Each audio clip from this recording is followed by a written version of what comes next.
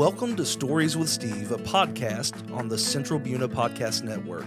Every Thursday in 5 minutes or less, we'll lift you up with stories of how God works behind the scenes in our lives. Romans 8:28 tells us that God works all things together for the good of those who are called according to his purpose. Now with an encouraging story, here's Steve. So somewhere, someone is waiting for you to do what God is calling you to do. Wow, what a powerful quote that is. That just really hit me hard because, sometimes we think about God's will for our lives and we always think about it in kind of a selfish way. What does God want me to do? What makes me fulfilled and what makes me happy? But do you know that our obedience can directly affect a lot of people's lives? Maybe hundreds of people, maybe even thousands of people. And it made me think about back in my college days. A lot of my stories will be back to my college days because I feel like that's the time that God was really, you're kind of out on your own trying to figure things out. I was going to school in Dallas, Christian college, and I was in a chapel service, and a student stood up and was giving a testimony about the trip he took to Brazil and the amazing stories he had. And I thought, wow, I would love to have an experience like that. And so I approached him. We became friends, and we began to talk about it. And I just really got excited about it. And then I found out how much it was going to cost. It was going to be well over $2,000 to do that. Now, I was a poor college student, so over $2,000, that might as well have been $2 million to me. I couldn't figure out how I was going to work it out, but I said, hey, it'll work out somehow. And so one night I'm speaking at a church, something really unrelated, and I just casually mentioned, hey, I'm thinking about praying about going to Brazil this summer. A guy after the service came up and shook my hand, placed a $10 bill in my hand. I thought, wow, that's interesting. And another lady came up to me and wrote me a check for $15 and wrote on the check, special Brazil account. She said, me and my husband want to support your ministry. Keep in mind, I didn't solicit anything. I just kind of casually mentioned it. But you know what that did? That kind of gave me the faith to believe, hey, maybe this is something God wants me to do. And he's able to provide. And so kind of fast forward, the spring semester went by and we're getting towards the end. I told my pastor about it and he said, yeah, I'll present that to the church. It was a small church I went to.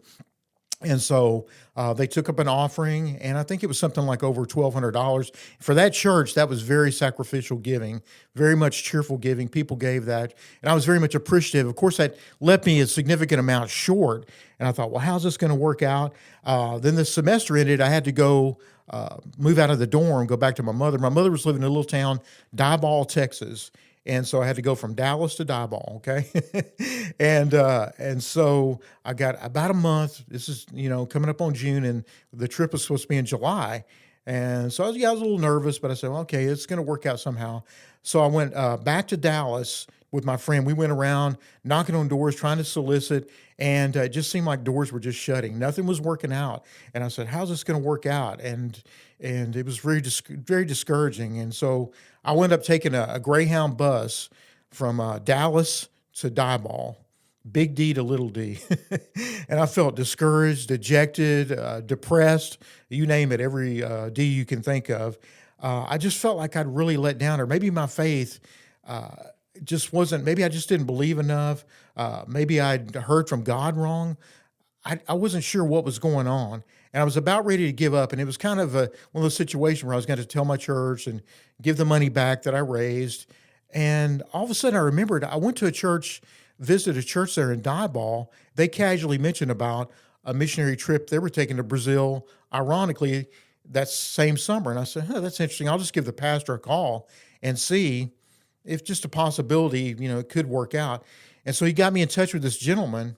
I called him up and said, sir, I'm just wondering if maybe y'all might need other people on your trip. And he said, Steve Hicks, he said, you're not going to believe this. We just got through praying before you called me that God would send us new people. And I said, wow.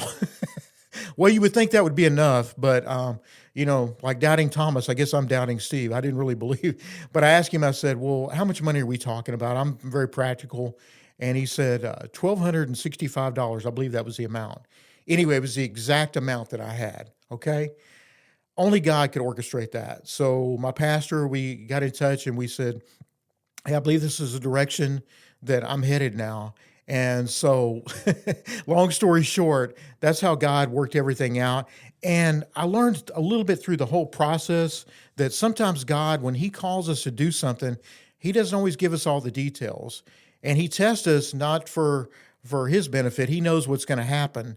I couldn't have planned the way it turned out, but he knew what was going to happen, but he was testing, my obedience. How would I trust him in the whole process? And I feel like that's what he wants to do in our lives a lot of times. Whatever he's calling us to do in obedience, we're not going to hear an audible voice sometimes, but it's that deep impression. And sometimes we have to just believe that he's going to, give us what we need in the process. So I hope that's an encouragement to you today, whatever you're facing and whatever maybe God is calling you to do. And always remember, you have a story to tell.